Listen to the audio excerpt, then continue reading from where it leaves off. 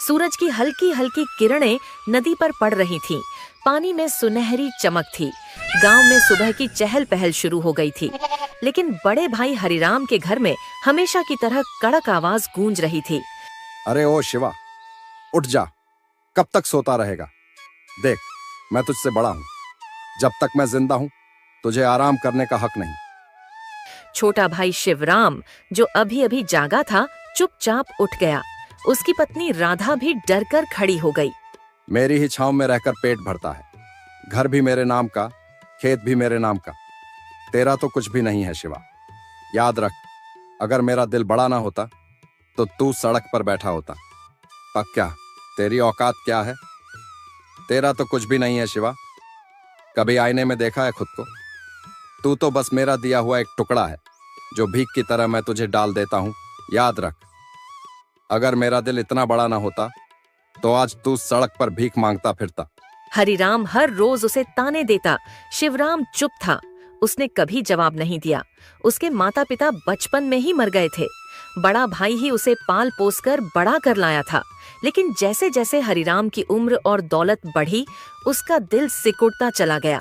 हरिराम की पत्नी भगवती भी वैसी ही थी, हमेशा ताने देती। देखिए जी, बारिश आने वाली है। कह दीजिए इस निकम्मे से, इस कामचोर से कि जल्दी से घर के बाहर का कीचड़ साफ कर दे। सारे गांव वाले हमारे घर के सामने से ही तो गुजरते हैं। अगर रास्ता गंदा हो गया तो लोग क्या कहेंगे? कहेंगे कि इतने बड़े खेत, इतने मवेशी, इतना सोना रखने वाले हरिराम के घर के आगे कीचड़ भरा पड़ा है। लोग हंसेंगे हम पर। इज्जत का भी कोई मोल होता है, लेकिन इसको क्या फर्क पड़ता है? इसे तो बस रोटी चाहिए खाने को, चाहे घर की इज्जत मिट्टी में मिल जाए। सुबह से पड़ा हुआ है जैसे कोई राजा हो। रोज इसे देखकर मन जलता है। घर में पालतू जानवर भी इससे ज्यादा काम के होते हैं। कहिए इससे उठे और साफ करे, वरना बारिश में ये सारा कीचड़ अंदर तक आ जाएगा और गांव वालों के सामने हमारी नाक कट जाएगी। सुन लिया ना शिवा? जा, घर के आगे का रास्ता साफ कर। और सुन, मवेशियों के लिए चारा भी काट ला। मुझे खेत देखने जाना है, वहां भी काम होगा। शिवराम चुपचाप बाहर निकल गया। उसका दिल भारी था। हर दिन भाई की बातें उसे तोड़ रही थीं, लेकिन फिर भी वह यही सोचता, भैया ने ही तो पाला है, उनका हक भी है डांटने का। बारिश की बूंदें अब धीरे धीरे गिरने लगी थीं। आसमान में घने काले बादल थे। बूढ़ी दादी कह रही थीं, अरे नदी का पानी बढ़ेगा आज, ईश्वर सबकी रक्षा करे। हरिराम खेत की ओर निकल पड़ा। जाते जाते शिवराम से बोला, सुन, अगर बारिश तेज हुई और नदी का पानी घर तक आ गया तो सबसे पहले मेरे मवेशी बचाना। तेरा सामान तो वैसे भी कोई काम का नहीं, पर मेरी गाय भैंसें मर गईं तो नुकसान मेरा होगा। शिवराम की आंखों में आंसू आ गए, पर उसने सिर झुकाकर कहा, ठीक है भाई, जैसा आप कहें। आपका हर हुक्म सर आंखों पर। और हाँ, अगर खाना खाने का मन करे तो पहले मुझे खिला देना, तू बाद में खा लेना, समझा? यह कहकर वह चला गया। बारिश अब तेज होने लगी थी। आसमान में बिजली कड़क रही थी। शिवराम ने जल्दी जल्दी घर के बाहर का रास्ता साफ किया। फिर मवेशियों के लिए चारा काटने चला गया। मन ही मन उसने भगवान से कहा, हे प्रभु, इस बारिश में हमारे घर बचे रहें। भले ही मेरा कोई सामान बह जाए, पर भाई का घर बचा लेना। उनके पास तो सब कुछ है, मैं तो जहां भी जाऊंगा रह लूंगा। उसकी दया और भोलापन देखकर मानो बादल भी रो पड़े। बारिश और तेज होने लगी थी, लेकिन हरिराम को अपने खेत की चिंता थी। उसने दूर से देखा, पानी खेतों में भर चुका था, मगर उसके मन में सिर्फ एक ही बात थी, अब की बार फसल मरी तो शिवराम को काम से निकाल दूंगा। उसके पेट पर बोझ उठाने की ताकत मुझ में नहीं। उसके मन का घमंड और लालच बारिश के पानी से भी ज्यादा गहरा था। बारिश की बूंदें अब तेज होकर मूसलधार बन चुकी थीं।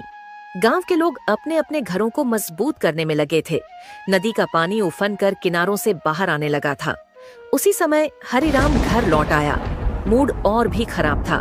खेत का आधा हिस्सा पानी में डूब चुका था। आते ही उसने देखा, शिवराम ने चारा काटा नहीं था। दरअसल बारिश इतनी तेज थी कि शिवराम खुद भीगकर कांप रहा था, लेकिन हरिराम को उसकी हालत से कोई फर्क नहीं पड़ा।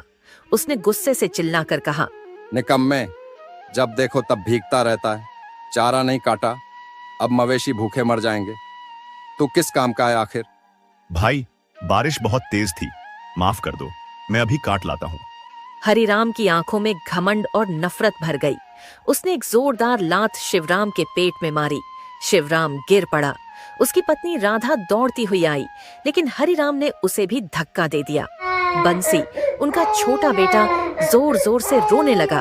बस, बहुत हो गया। आज से ये घर तेरा नहीं, निकल जा यहाँ से। मैं तुझ पर और तेरे परिवार पर एक दाना भी खर्च नहीं करूंगा। निकल जा मेरे घर से। शिवराम की पत्नी गिड़गिड़ाती रही। भैया, हाथ जोड़ती हूँ, ऐसा मत करो, बारिश हो रही है, हम कहाँ जाएंगे इस वक्त? देखो भैया, हमारा तो कोई नहीं है, ये घर ही हमारा आसरा है। अगर इसे भी छोड़ देंगे तो छोटा बच्चा कहाँ सिर छुपाएगा?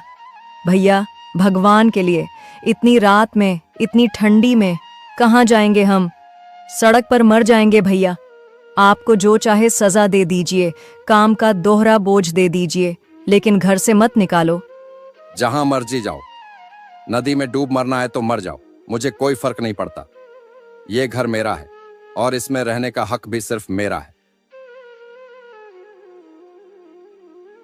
बारिश की बूंदें अब शिवराम के आंसुओं के साथ मिल चुकी थीं। वह चुपचाप उठा। उसके गीले कपड़े उसके शरीर से चिपक रहे थे। उसने अपनी पत्नी और बेटे को साथ लिया और निकल पड़ा।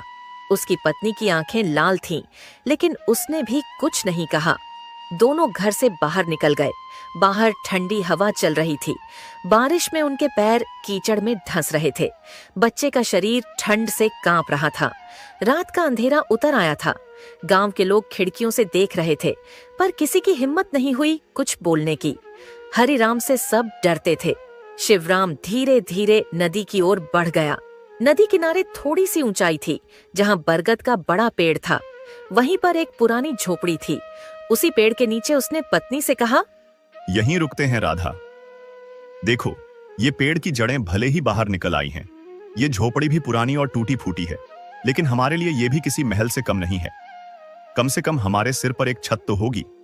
ईश्वर ने हमें हर मुश्किल से बचाया है राधा, आज भी बचाएंगे। मुझे पूरा भरोसा है, हमारे दुख के दिन जल्दी ही खत्म होंगे। हमें बस हिम्मत नहीं हारनी है। जब तक ये सांसें चल रही हैं, मैं तुझे कभी भी खुले आसमान के नीचे सोने नहीं दूंगा। सुनिए जी, हमने किसी का क्या बिगाड़ा था? हम तो हमेशा सबका भला ही चाहते थे, फिर भी भैया ने हमें क्यों निकाल दिया? उनका दिल इतना कठोर कैसे हो गया? हम तो अपने हक का भी नहीं मांग रहे थे, बस 2 रोटी और सिर छुपाने की जगह चाहिए थी। क्या यही हमारा कसूर था? भगवान ही जाने अब हमारा क्या होगा। राधा, मत रो, मत रो। देखो, बंसी को ठंड लग जाएगी, उसका बदन कांप रहा है। अगर तू ऐसे टूट जाएगी ना, तो मैं भी कमजोर पड़ जाऊंगा। मैं अभी जाता हूं गांव के बाहर, वहां पेड़ के नीचे सूखी घास पड़ी थी, वहीं ले आता हूं। देख लेना, इसी बारिश में, इसी ठंडी रात में हम अपना घर सजाएंगे। हाँ, टूटी फूटी झोपड़ी होगी, दीवारों से हवा भी आएगी, लेकिन वो हमारा होगा राधा, सिर्फ हमारा, छोटा सा, लेकिन उसमें तेरा, मेरा और बंसी का सपना होगा। मुझे यकीन है भगवान हमें देख रहे हैं। एक दिन यही बारिश हमारी खुशियों की भीगी भीगी सौगात लेकर आएगी। वह उठा और घने अंधेरे में चला गया। उसकी पत्नी अपने भीगे बेटे को सीने से लगाकर बैठ गई। आसमान से बिजली चमक रही थी। बरगद के पत्ते झड़ रहे थे, पर उसी पेड़ के नीचे एक टूटे परिवार ने नया जीवन शुरू करने की ठानी थी। बारिश की बूंदें थमती नहीं थीं। शिवराम, राधा और बंसी नदी किनारे बरगद के पेड़ के नीचे झोपड़ी में बैठे कांप रहे। बंसी भूख से रोने लगा। उसकी रोती आवाज सुनकर राधा भी रो पड़ी।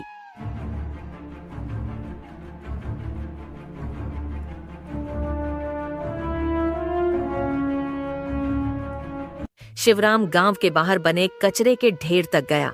वहां लोगों द्वारा फेंकी गई सड़ी गली सब्जियां और पत्तियां पड़ी थीं। शिवराम ने कांपते हाथों से उनमें से 2 आलू निकाले। एक आधा सड़ा हुआ था, दूसरा भी गला था, लेकिन उसके लिए यही अमृत था। ईश्वर, तू ही मालिक है, तू ही रक्षक है, उसने कहा।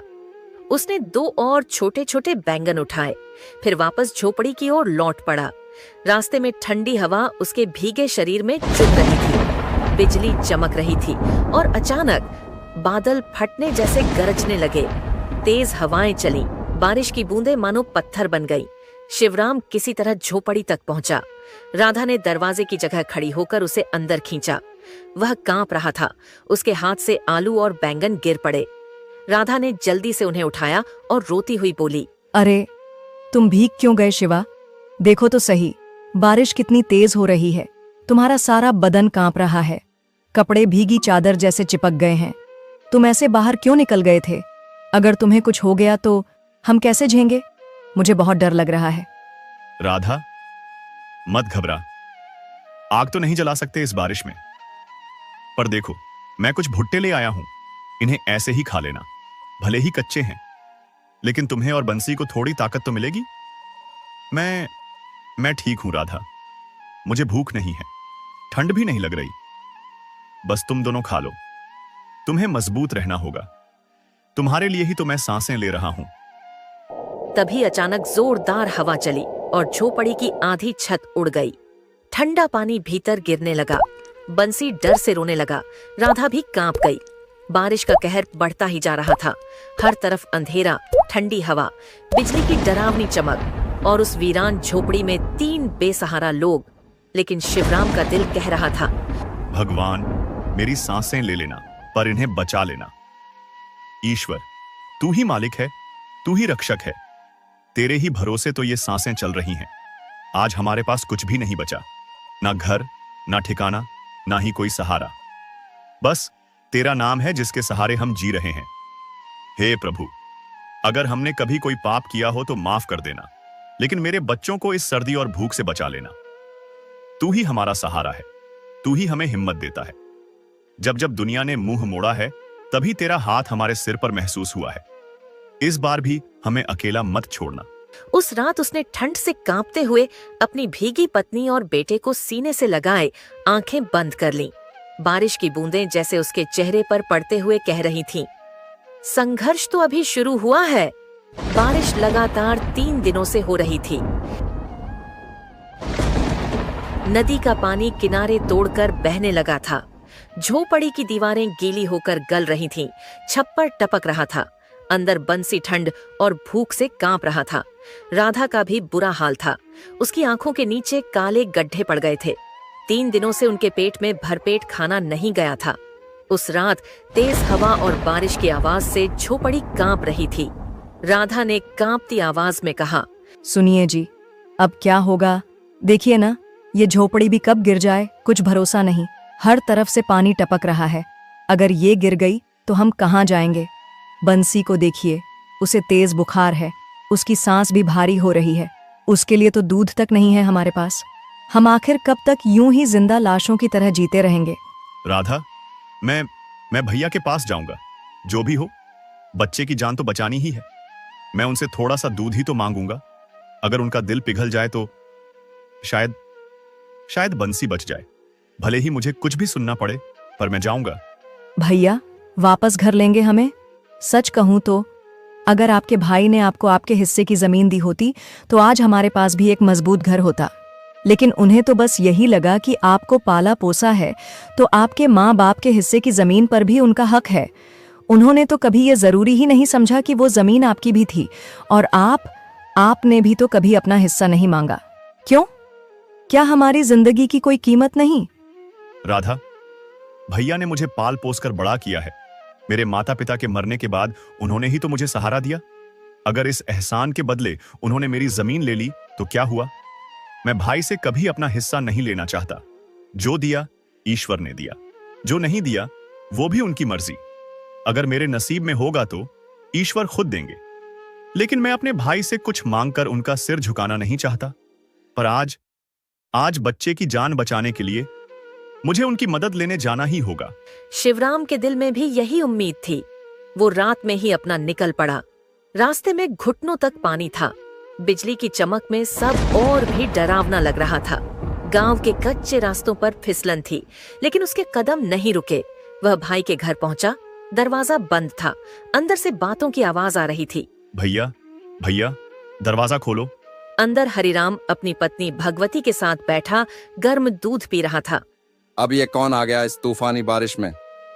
दिन भर की मेहनत के बाद चैन से बैठा भी नहीं जाता। हर वक्त कोई ना कोई मुसीबत दरवाजे पर आ खड़ी होती है। कौन होगा इतनी रात को? और अगर भीग भी रहा है तो मुझे क्या? सबको मेरी ही चौखट दिखती है क्या? जाओ जहां जाना है, मुझे कोई मतलब नहीं। जाके मरे बाहर। हरिराम उठा, दरवाजा खोला। सामने शिवराम को देखकर उसका चेहरा तमतमा गया। उसने तिरस्कार भरी नजरों से पूछा, क्यों आया है यहाँ? क्या चाहिए तुझे इस वक्त? दिन हो या रात, हर वक्त भीख मांगने चला आता है, जैसे हमारी ही छाती पर मूंग दलनी है तुझे। बोल क्यों आया है? भैया, बंसी को तेज बुखार है। 3 दिन से बारिश में भीगा पड़ा है। उसका पूरा बदन ठंडा पड़ रहा है। उसके पास ओढ़ने को कुछ नहीं है, खाना भी नहीं है। झोपड़ी कभी भी गिर सकती है। भैया, कुछ अनाज दे दो, कोई पुरानी चादर ही दे दो। बच्चा है भैया, उसकी जान बचानी है। हम कहीं और नहीं जाएंगे, बस उसकी सांसें चलती रहें। इतनी सी दया कर दो। सुनो जी, देखिए तो ये फिर आ गया भीख मांगने। निकम्मा कहीं का। काम धंधा तो है नहीं, बस दूसरों के दरवाजे पर हाथ फैलाना आता है। अरे हट, हमारे पास भी खाने को कुछ नहीं है, समझे? और सुन, भगवान के नाम पर मत आना बार बार। जो अपनी बीवी बच्चों का पेट नहीं पाल सकता, उसे तो मर ही जाना चाहिए। चल निकल यहाँ से, हमारा सिर मत खा। भैया, एक बार बंसी को देख लो, छोटा सा है, मर जाएगा तो। निकल जा यहाँ से। मरना है तो मर जाए, मुझे क्या फर्क पड़ता है? तू जिए या मरे, मेरी जिंदगी पर कोई असर नहीं पड़ने वाला। हर बार रोनी सूरत लेकर चला आता है, जैसे तेरे जिम्मे का मैं ही सब कुछ हूं। निकल यहां से। और सुन, आइंदा मेरे दरवाजे पर भी मत दिख जाना, नहीं तो इस बार खदेड़ दूंगा, समझा? जा जहां जाना है, मरना है तो मर जा। मुझे तेरी और तेरे बच्चे की कोई फिक्र नहीं है। बारिश की बूंदें उसके आंसुओं के साथ बह रही थीं। वह उलटे पांव लौट पड़ा। गांव के कुछ लोग अपनी अपनी खिड़कियों से देख रहे थे। शिवराम ने एक घर के आगे जाकर मदद मांगी। घर के मालिक ने तिरस्कार से कहा, जब तेरा अपना भाई ही तुझ पर दया नहीं कर रहा तो हम क्यों करें? निकल यहाँ से। आखिरकार वह टूटे दिल से, भीगे कपड़ों और खाली हाथों के साथ फिर उसी नदी किनारे की झोपड़ी में लौट आया। राधा ने उसके चेहरे की हालत देख ली। उसने कुछ नहीं पूछा। दोनों की आंखों से आंसू चुपचाप बहते रहे। बाहर बारिश और तेज हो गई थी। बिजली की कड़क सुनाई दे रही थी। दूर आसमान में बादल गरज रहे थे। ऐसा लग रहा था जैसे आसमान भी रो रहा हो, इंसान की बेदिली और लालच पर। बच्चे के लिए खाने का इंतजाम करने वो फिर से निकला। रात अंधेरी थी। रास्ते में गांव के बाहर पीपल के पेड़ के नीचे उसने एक बूढ़ी अम्मा को देखा। उसके शरीर पर एक फटी पुरानी धोती थी। उसके बाल भीगे हुए थे। उसके होंठ कांप रहे थे और आंखों में बेबसी थी। वह पूरी तरह भीग चुकी थी। शिवराम का दिल रो उठा। उसने झुककर पूछा, अम्मा, यहाँ क्यों खड़ी हो इतनी बारिश में? भीग जाओगी। तुम्हारा ये पतला सा कपड़ा भी सारा भीग गया है। चलो कहीं छांव में बैठ जाओ, ठंड लग जाएगी। अम्मा, कुछ तो बोलो, इतनी रात को यहाँ अकेली क्यों खड़ी हो? बेटा, कई दिनों से कुछ खाया नहीं। भीख मांगने गांव गई थी, मगर किसी ने कुछ नहीं दिया। किसी के पास 2 वक्त की रोटी भी नहीं बची, या शायद किसी का दिल ही मर गया है। अब ये बूढ़ा शरीर जवाब दे रहा है। खड़े खड़े भी सांस नहीं ली जा रही। हाथ पैर सुन्न हो गए हैं। पेट में भी कुछ नहीं। लगता है बेटा, अब भगवान ही बुला लेंगे। आज शायद आखिरी रात है, पर कोई बात नहीं। भगवान के पास जाऊंगी तो शायद वहाँ भूखा ना रहूं। शिवराम की आंखों से आंसू बह निकले। उसने कांपते हाथों से अपनी भीगी जेब टटोली। उसमें गांव के कचरे से मिले 2 छोटे आलू थे, जिन्हें वह बंसी और राधा के लिए लाया था। लेकिन अम्मा की हालत देखकर उसका दिल भर आया। उसने दोनों आलू बूढ़ी अम्मा के हाथों में रख दिए। अम्मा ने कांपते हाथों से आलू पकड़े और आंसुओं से भीगे हुए चेहरे से मुस्कुराई। बेटा, तूने आज मेरी जान बचा ली। लोग अपने बच्चों के मुंह से निवाला नहीं छीनते, लेकिन तूने अपनी पत्नी बच्चे का निवाला मुझे दे दिया। भगवान तुझे बहुत देगा। अम्मा, मेरे नसीब में देने के लिए कुछ भी नहीं है। ये तो बस मेरी मजबूरी और लाचारी है। मैं खुद किसी से मांगता फिर रहा हूं, भला तुम्हें क्या दे सकता हूं? काश अम्मा, काश मेरे हाथ में भी कुछ होता तो तुम्हारे पैरों में रख देता। मैं तुझे आशीर्वाद देती हूँ बेटा। बोल, क्या चाहिए तुझे? जो मेरे बस में होगा वो दूंगी। बूढ़ी हूँ, हाथ खाली हैं, पर दुआएं देने की ताकत तो अभी बाकी है। अम्मा, आप भी मजाक कर रही हो? भला आप क्या दे सकती हो मुझे? लेकिन अगर सच में कुछ मांग सकता तो एक पक्का घर मांगता। अम्मा, एक ऐसा घर जिसकी छत से पानी ना टपके, जिसके अंदर मेरी राधा और मेरा बंसी भीगे नहीं, ठंड से कांपे नहीं। बस एक पक्का घर, यही सपना है मेरा। जा बेटा जा, जो तूने मांगा है वो तुझे जरूर मिलेगा। आज मेरी एक इच्छा पूरी हुई है, पर तेरा सपना अधूरा नहीं रहेगा, ये मेरा आशीर्वाद है। ईश्वर तेरी ये इच्छा पूरी करेंगे। जा बेटा, तेरे दुख के दिन खत्म होंगे। शिवराम को लगा अम्मा शायद बुढ़ापे में भ्रमित हो गई हैं। वह चुपचाप आगे बढ़ गया। उसकी आंखों से आंसू बह रहे थे, लेकिन दिल हल्का था कि उसने किसी भूखे को खाना तो खिलाया। जब वह वापस अपनी झोपड़ी के पास पहुंचा तो उसकी आंखें फटी की फटी रह गईं। जहां वह टूटी फूटी झोपड़ी छोड़कर गया था, वहां अब एक बड़ा सा पक्का घर खड़ा था। लाल ईंटों की दीवारें, मजबूत छत, खिड़कियां और सामने एक छोटी सी ओसारी थी जहां राधा बैठी थी। उसके चेहरे पर हैरानी और खुशी दोनों थीं। राधा ने शिवराम को देखकर रोते हुए कहा, सुनिए जी, ये घर कहाँ से आया? जब तू गया था तब तो कुछ नहीं था। अचानक बिजली खड़ी, बादल गरजे और फिर ये घर जैसे भगवान ने बना दिया हो। शिवराम की आंखों से आंसू बह निकले। उसने आसमान की ओर देखा। बारिश की बूंदें अब भी गिर रही थीं, पर उसे ऐसा लगा जैसे ईश्वर खुद उसे छू कर कह रहे हों, तेरी दया और सच्चाई का फल तुझे मिल गया शिवराम। आज मुझे एक बूढ़ी अम्मा मिली थी, शायद वही फरिश्ता थी। मैंने उन्हें 2 आलू दे दिए और उन्होंने ये वरदान दिया। ये उनका आशीर्वाद है। उस रात पहली बार शिवराम और राधा ने एक पक्के सुरक्षित घर की छत के नीचे बैठकर ईश्वर को धन्यवाद दिया। बाहर बारिश थी, हवा थी, बिजली थी, पर उनके दिलों में सिर्फ शांति और कृतज्ञता थी। अगले दिन गांव में हल्ला मच गया। हर कोई यही चर्चा कर रहा था, अरे वो नदी किनारे वाला शिवराम, उसकी टूटी झोपड़ी की जगह बड़ा सा पक्का घर बन गया है, वो भी रातों रात। कहते हैं किसी बूढ़ी अम्मा ने उसे वरदान दिया, किस्मत बदल गई उसकी। ये बात हरिराम और उसकी पत्नी भगवती के कानों तक भी पहुंची। वे दोनों दरवाजे पर बैठे थे। तब एक औरत ने आकर कहा, भाभी सुना, शिवराम का घर बन गया, वो भी बड़ा सा पक्का घर। किसी बूढ़ी साध्वी ने चमत्कार कर दिया, अब वो आराम से रहेगा। भगवती का चेहरा गुस्से से लाल हो गया। उसने हरिराम की ओर देखा। देखा जी, जिस निकम्मे को अपने घर से निकाला वो आज राजा बन बैठा। सब गांव वाले भी उसकी बड़ाई कर रहे हैं। अगर उसने उस बूढ़ी को कुछ दे दिया और उसे चमत्कार मिल गया तो हम क्यों ना ढूंढे उसे, हमें भी वरदान मिल जाएगा।